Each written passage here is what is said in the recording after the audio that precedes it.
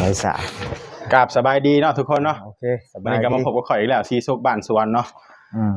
พอดีเฮาสิขึ้นไปเที่ยวภาคเหนือนี่เลยบักแดงร้อนคันนี้เนาะอันนี้เป็นคนปั้นเพิ่นขึ้นมาชื่อมันว่าบักแดงร้อนเพราะมันแดงทั้งคันเลยเฮาสิขึ้นไปเที่ยวภาคเหนือของประเทศลาวเนาะซึ่งอันนี้ก็เป็นประสบการณ์ครั้งแรกของเฮาเลยแบบว่า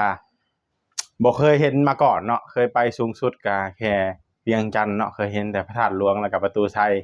บัดนี้เฮาสิเที่ยวไปเรื่อยๆเนาะค่ำไสนอนหั่นคำใช้นอนหันนะคือว่าเฮามีเต็นท์ไปพร้อมมีอุปกรณ์เครื่องมือรถไปพร้อมแล้วก็มีอาหารไปพร้อมเนาะ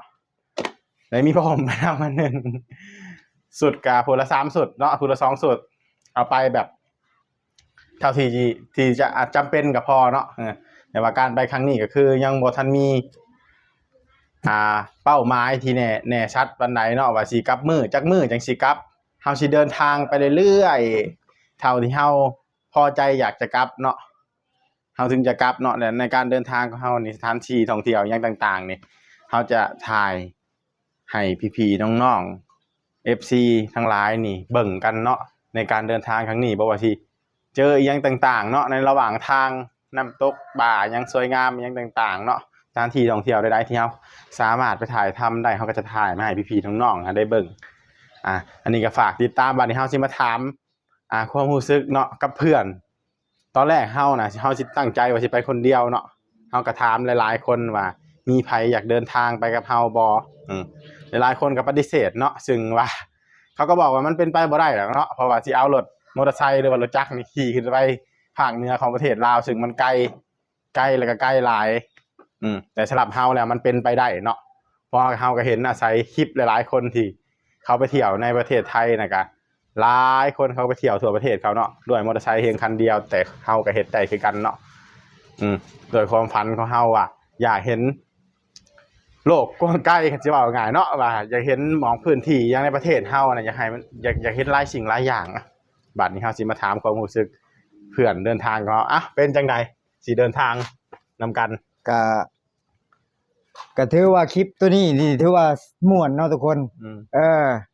ในชีวิตเฮานี่ก็บ่เคยไปจักเทื่อเนาะประมาณนี้เฮาบ่เคยไปเฮาเคยไปสูงสุดก็เวียงจันทน์เนาะ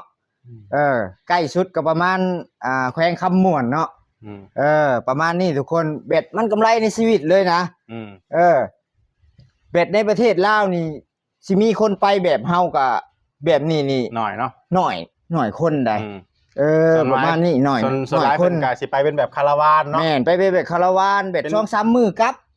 ประมาณนี้เป็นรถพวกบิ๊กไบค์บ่อย่างที่เพิ่นแต่งมาแล้วเนาะแต่ว่ารถนี่เฮาประดิษฐ์ขึ้นมาเองเนาะแต่สั่งของแล้วก็ปั้นขึ้นมาเนาะซึ่งของก็สั่งมาจาก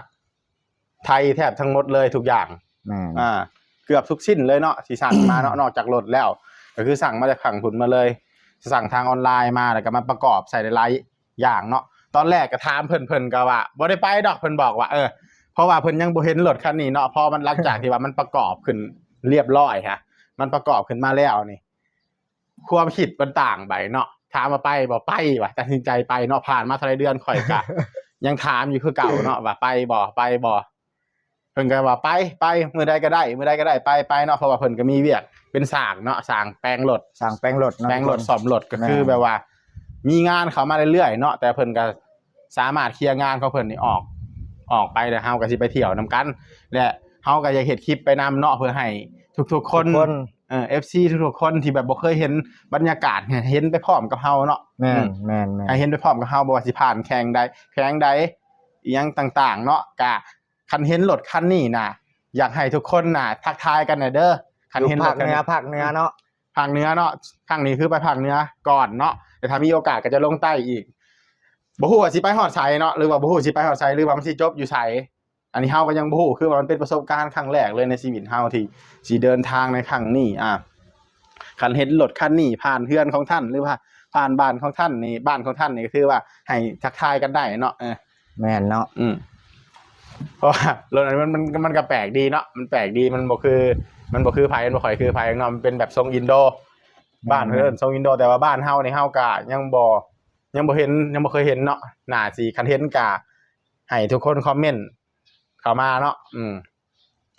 อ่ะมีแต่อยากให้ทุกคนนี่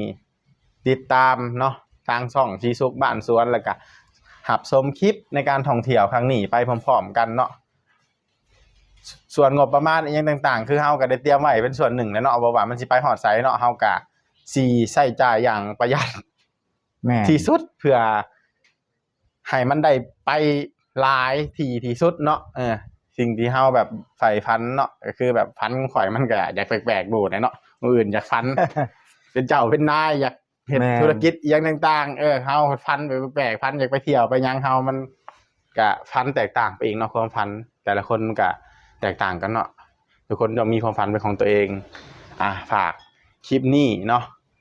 ให้ทุกคนกดไลค์กดติดตามกดแชร์ให้เฮาก็ดีเนาะโดยขอกล่าวคำว่าสบายดีเด้อชมกันในคลิปต่อไปเนาะโอเค